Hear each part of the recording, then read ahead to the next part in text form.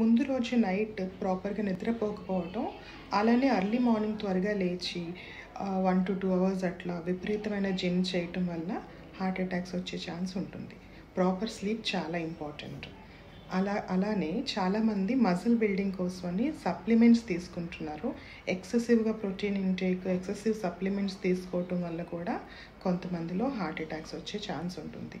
So heart అటాక్స్ని ఎలా మనం ముందుగుండా తెలుసుకోవచ్చు, ఎలా మనం వాటిని రాకుండా ఆపచ్చు అంటే, మనం అట్లీస్ట్ ఇయర్కి హెల్తీగా ఉండే ఇండివిజువల్స్ 35 నుంచి 40 ఇయర్స్ ఏజ్ గ్రూప్ వాళ్ళు కూడా ఇప్పుడు కార్డియక్ స్క్రీనింగ్ చేయించుకోవాల్సిన అవసరం ఉంది.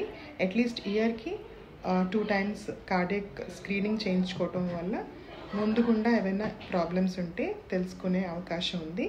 అలానే మీకు ఏమైనా సిమ్టమ్స్ ఉన్నట్లయితే ఇమీడియట్గా కూడా వెళ్ళి కార్డియక్ స్క్రీనింగ్ చేయించుకోవాలి. అర్లీగా తెలుసుకోవటం వల్ల దాన్ని ఈజీగా మనం అరికట్టే ఛాన్స్ ఉంటుంది. Thank you.